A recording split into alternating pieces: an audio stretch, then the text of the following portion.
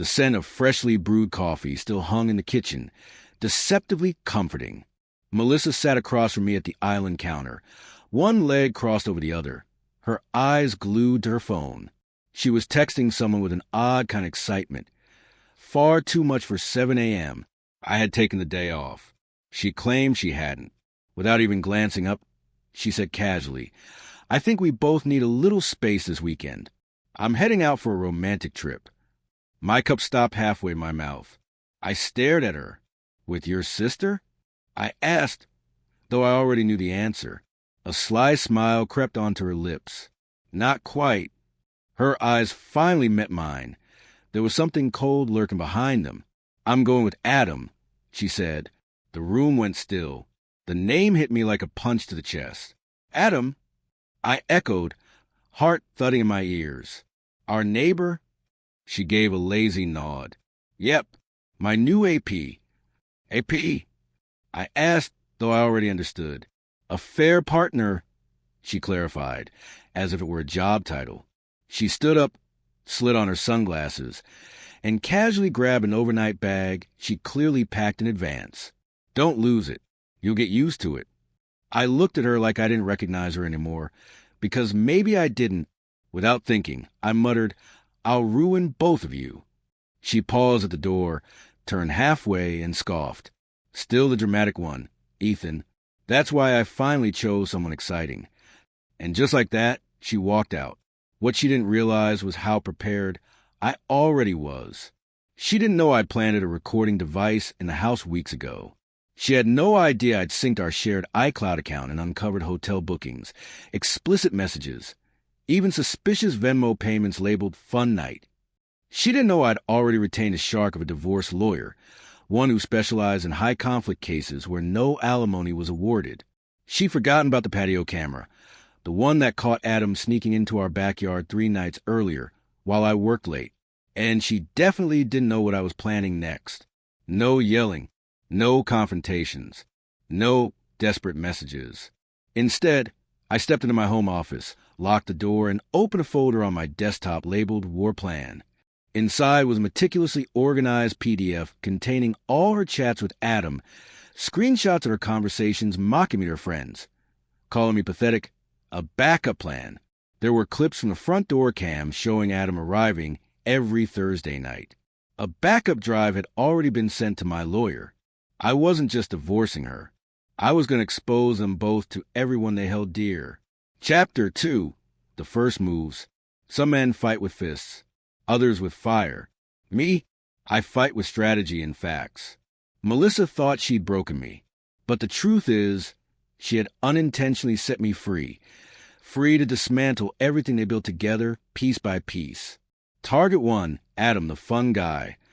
On the surface, Adam Jennings looked like any other smooth-talking bachelor. Mid-level sales job, flashy lease car, always smelled like too much cologne and arrogance. But something about him didn't sit right with me. So I dug deeper. Turns out, his resume was full of fabrications. His income was inflated. His work computer? Poorly protected.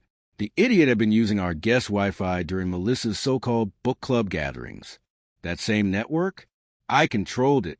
Within an hour, I had access to shared files and traffic logs. And that's when I found it, a folder named Intake, Cherry Orchard Spa. Why would regular sales rep need a folder with NDAs, appointment slots, and, worst of all, hidden camera footage? Adam wasn't just Melissa's affair partner. He was running an illicit massage business on the side. Unlicensed. Illegal. Target 2, Melissa, the unapologetic wife. While I was building my case, she was playing the part of a blissful girlfriend online.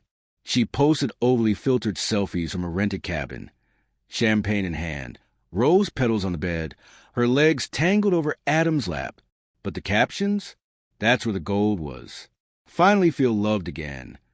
Out with the old and with the soul. Cute. That same weekend, I sent a tidy little email to her HR department, attaching her hotel bookings, payment history, and screenshots of romantic messages exchanged during work hours. I copied in her devoutly Catholic parents and a concerned friend from her book club. The email contained just one line. Figured you deserved to know what she's really doing with your trust. Phase 1. Shatter the illusion. It worked. By Monday morning, I got a call from her best friend, Leah. Ethan, she told us you were emotionally abusive, that you cheated. She painted herself as a victim. I know, I replied. That's why I let her dig her own grave. Leah texted me a screenshot. Melissa had been kicked out of all her friend group chats. Blocked. Ghosted. Phase 2. The legal hammer. My attorney filed the divorce paperwork with evidence of her infidelity. Because she attempted to conceal our joint finances, we were able to freeze every shared account. I had the car, leased in my name, repossessed. Credit cards? Canceled when they checked out of their little love shack that Sunday. Her card was declined at the front desk.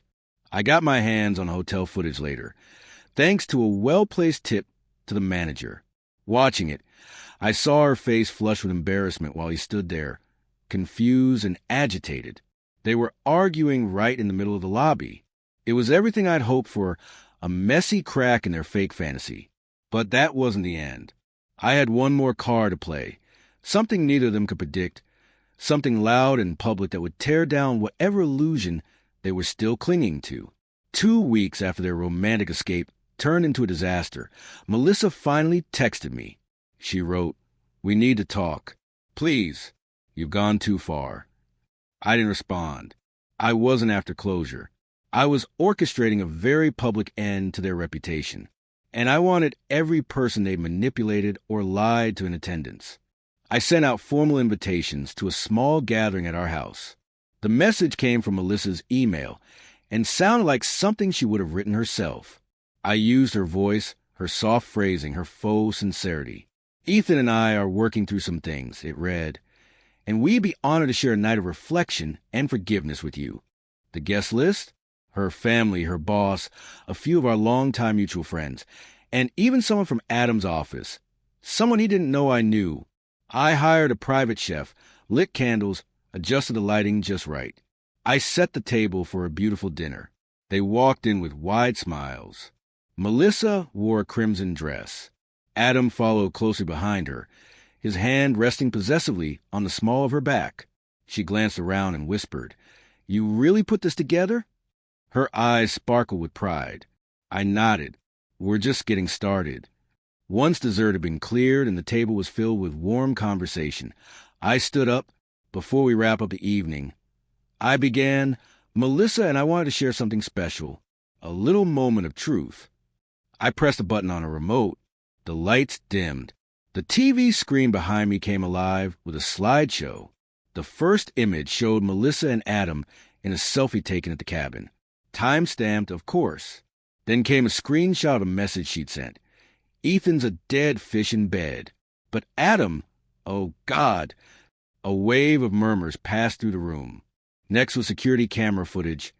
Adam, entering what looked like his side business location, bringing in 2 women within the same hour.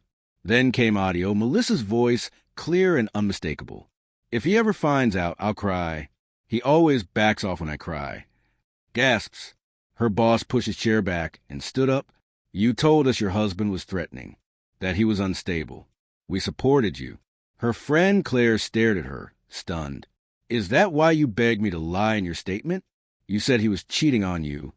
Adam lunged toward the TV, trying to stop the presentation. But Logan, a close friend and fellow veteran who just returned home, stepped between us and spoke calmly. "Don't." Adam froze. He sat back down, his face pale, sweat dotting his forehead. Everything unraveled right there. Melissa's job was put on hold within the hour. Her boss cited serious concerns about ethics and character. Adam's employer opened an inquiry. Apparently, he'd been using the company vehicle to get to some of those appointments. His side hustle wasn't just unethical, it was illegal. Melissa's parents quietly walked out. They didn't say a word. Her friends either blocked her entirely or sent long, angry messages. A few even threatened legal action. Manipulating people has consequences when the lies fall apart in front of a crowd. The very next morning, I filed the final divorce documents and took full possession of the house. As they shuffled out of the house that night, both humiliated and stunned, Melissa turned to me and whispered, "How could you do this?"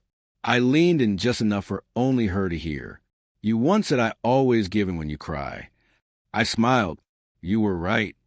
Then I added, "But this time, I stayed standing while you broke down." The next morning, I walked through the house alone. The quiet was peaceful. Her perfume still lingered faintly in the bedroom closet. A pair of Adam's sunglasses sat abandoned on the entryway table.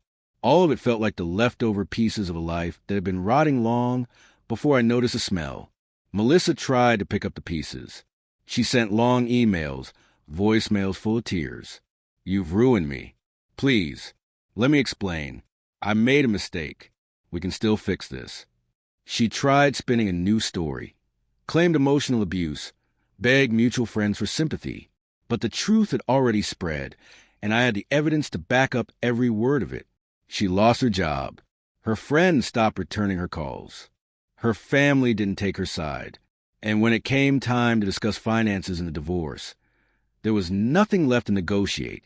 I kept the house. There was no alimony. My lawyer had already frozen the accounts before she could drain them. Adam didn't fare much better. The investigation into his business exposed everything. He resigned quietly before charges hit his desk, but the stain followed him. He tried moving to another city to start over. A few weeks later, I heard through someone that his new employer received a familiar folder during background screening. The dossier had arrived first. Last I heard, he's crashing at his brother's place. No car, no stable job, just silence. As for me, I didn't throw a party. I didn't celebrate what happened to them. I healed. Logan and I spent weekends rebuilding the guest house out back. We turned it into a home gym. I found therapy in hammers, wood, and quiet evenings with music playing in the background. Later, I started seeing someone new. She wasn't perfect, but she was honest. And after everything I'd been through, that was more than enough. Revenge, I've learned, doesn't need shouting or smashing windows. It doesn't need chaos. It just takes clarity. It's finding peace while the people who wronged you collapse under the weight of their own lies.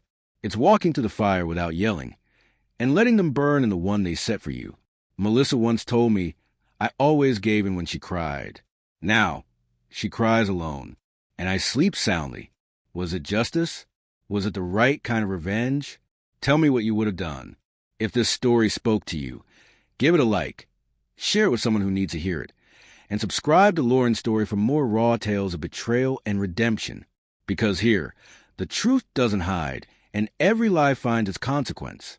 Stay sharp, stay solid, and never fold for tears that aren't real.